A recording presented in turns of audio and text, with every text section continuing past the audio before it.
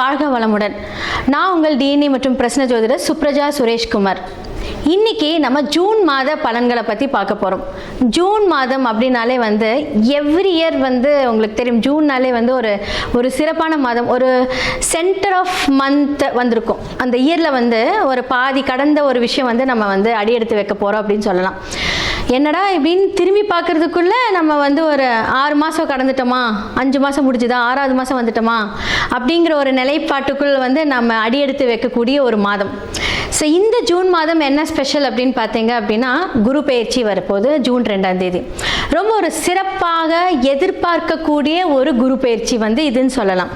ஏன்னா இவ்வளோ காலகட்டத்தில் வந்து எல்லா விதமான பிரச்சனைகள், எல்லா விதமான சங்கடங்கள், ஒரே தீர்வான முடிவு வந்து குரு பார்வையினால் அது சரியாகும் அப்படின்னு சொன்னால் அது எல்லாருக்கும் ஒரு ஹாப்பியான ஒரு விஷயம்.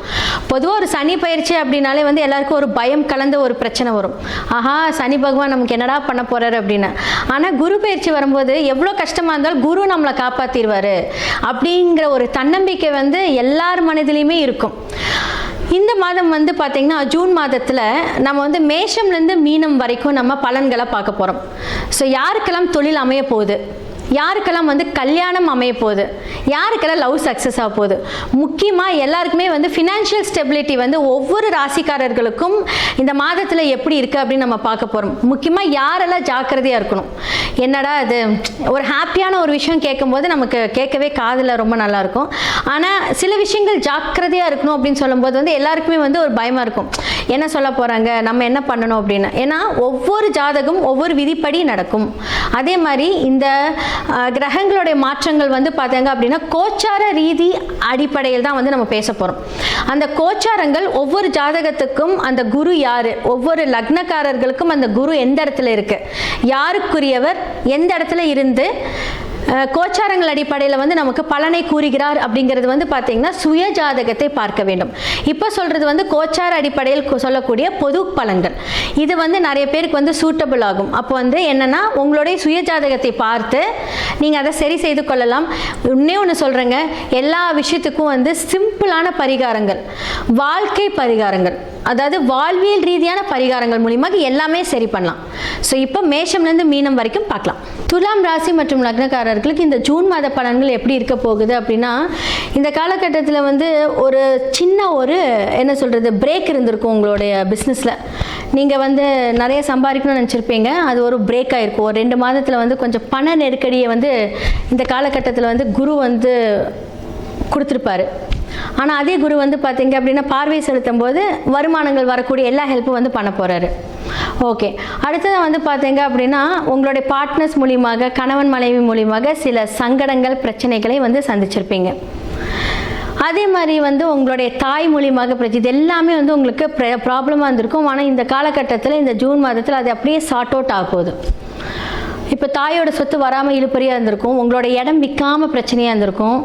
அதே மாதிரி நண்பர்களிடையே சில சங்கடங்கள் பிரச்சனைகள் சந்திச்சுட்டே இருந்திருப்பீங்க, பேசாமல் கூட விட்டுருப்பீங்க. இதெல்லாமே இந்த காலகட்டத்தில் நடந்துகிட்டே இருக்கும். நிறைய வயிறு ரீதியான பிரச்சனைகள் சந்திச்சுட்டு இருந்திருப்பீங்க, கேஸ்ட்ரிக் ப்ராப்ளம்ஸு, அதுக்கப்புறம் வந்து பார்த்திங்கன்னா கர்ப்பப்பை ப்ராப்ளம்ஸ், இதெல்லாமே வந்து இருந்துகிட்டே இருக்கும். பாதகாதிபதி உங்களோட 8ல் உச்சமாக இருக்கார். பாதகாதிபதி வந்து பார்த்திங்கன்னா 8ல் வந்து 7ஆம் இடத்துல உச்சமாக இப்போ 8ல் வந்திருக்கார். அப்போ என்ன ஆகும் அப்படின்னா, ஃபர்ஸ்ட் ஆஃப் ஆல் வந்து பார்த்தீங்க அப்படின்னா உங்களுடைய கூட பிறந்த சகோதரன் இருக்காங்க அப்படின்னா அது வந்து அவங்களுக்கு அந்த பிரச்சனை, அவங்களுக்குமே ஒரு பிரச்சனை. சப்போஸ் எனக்கு வந்து கூட பிறந்தவங்க இல்லை, நான் ஒரே பொண்ணு ஒரே பையன் அப்படின்னா உங்களுக்கு வந்து பார்த்திங்கன்னா சமுதாயத்தில் இருக்கக்கூடிய ஒரு அரசியல் பிரச்சனை ஏதாவது ஒன்று சந்திப்பீங்க. இப்போ ஃபார் எக்ஸாம்பிள் இப்போ துலாம் ராசி லக்னக்காரர்கள் அரசியல் இருந்தீங்க அப்படின்னா நீங்கள் எதிர்பார்த்துருக்கக்கூடிய ஒரு விஷயங்கள் நடக்காமல் போகும், அது ஒரு பிரச்சனையை கொடுக்கும் அப்படின்னு சொல்லலாம். ஹெல்த்தில் ரொம்ப ரொம்ப கவனம் தேவை. அடிக்கடி ஏதாவது வந்து ஹாஸ்பிட்டல் போகிறது, வயிறு வலி, சம்மந்தமே இல்லாமல் ஃபுட் பாய்சனிங் ஆகிறது, இந்த காலகட்டத்தில் இது 100% நடக்கும்.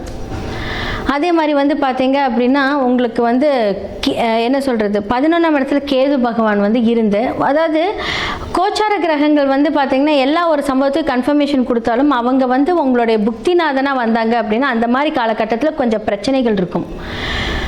சப்போஸ் வந்து பார்த்தீங்க அப்படின்னா உங்களுடைய தசாபுத்தி உங்களுக்கு ரொம்ப ஃபேவராக இருக்குது அப்படின்னா சின்ன ஒரு அடி உங்களோட லைஃப்பில் வருமே தவிர பெருசாக எந்த பாதிப்பும் இருக்காது இந்த காலகட்டத்தில். ஆனால் நான் சொல்கிறது வந்து பொதுவாக பாதிக்கக்கூடிய ஒரு விஷயங்கள் வந்து இப்படி இருக்கும். தாய் தந்தை எல்லாமே ரிவர்ஸ் ஆகிருப்பாங்க, பிரச்சனையில் இருப்பாங்க. ஹஸ்பண்டு, உங்களுடைய பார்ட்னர்ஸு, ஃப்ரெண்ட்ஷிப் எல்லாமே வந்து கொஞ்சம் விலகக்கூடிய ஒரு விஷயம் வந்திருக்கும் இந்த காலகட்டத்தில்.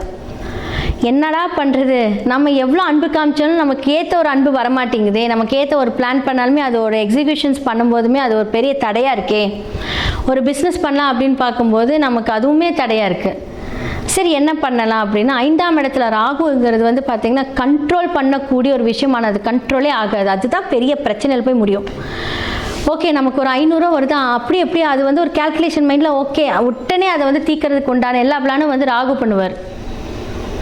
அப்போ வந்து குடும்பஸ்தானத்தை குரு பார்த்தாலுமே மன ரீதியாக இருக்கக்கூடிய அந்த ராகு வந்து கொஞ்சம் இல்யூஷன்ஸாக நமக்கு நிறைய விஷயங்களை கொடுத்துக்கிட்டே இருப்பார். அப்போ இதுலேருந்து உங்களை நீங்கள் காப்பாற்றி ஆகணும். ஏன்னா உங்களுடைய சுய கட்டுப்பாடு தான் வந்து உங்களுடைய லைஃப்பில் அடுத்த லெவலுக்கு போகும். இல்லாட்டி கண்ட கற்பனைகள், இது நடக்குமோ அது நடக்குமோ, இப்படி நடந்தால் நான் என்ன பண்ணுறது, என் லைஃப்பை நான் எப்படி கொண்டுட்டு போகிறது, என் ஃபேமிலி எப்படி பார்த்துக்கிறது, இது எல்லாமே வந்து பார்த்தீங்க அப்படின்னு இந்த காலகட்டத்தில் ரொம்ப ஸ்ட்ரெஸ்ஸாக இருந்து தூக்கத்தை கெடுத்துரும். அப்போ நீங்கள் என்ன பண்ணலாம் அப்படின்னா, வயதானவர்களுக்கு கொஞ்சம் ஹெல்ப் பண்ணிக்கிட்டே இருங்க. ஏன்னா சனியோட தாக்கமும் இருக்குது, குருவோட தாக்கமும் இருக்குது. உங்களுடைய சுய ஜாதகத்தில் என்ன தசாபுக்தி போகுன்ட்ருக்கு. சப்போஸ் ஃபார் எக்ஸாம்பிள் உங்களுக்கு கேது தசையில் போச்சு அப்படின்னா சூப்பர், வேறு லெவலுங்க. உங்களுக்கு அடி மேலே அடி. எவ்வளோ நீங்கள் ஹார்ட் ஒர்க் பண்ணாலுமே அதை வந்து கொண்டுட்டு போகிற விதத்தில் வந்து கொஞ்சம் பிரச்சனையை சந்திச்சுட்டு இருந்திருப்பீங்க. ஸோ இதுக்கு தான் நான் சொல்கிறேன், சுய ஜாதகத்தை பார்த்து அதை சரி செய்துக்கிட்டீங்க அப்படின்னா சூப்பர். ஸோ இதெல்லாம் நீங்கள் கொண்டுட்டு போங்க. லைஃப்பில் ரொம்ப நல்ல விஷயங்கள் நடக்க போகுது. நிதானித்து செயல்படுங்க.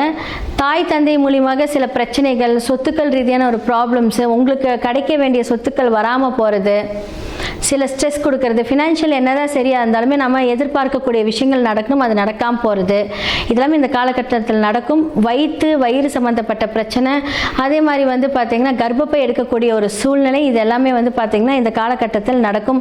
இரத்தப்போக்கு நிறைய இருக்கும்.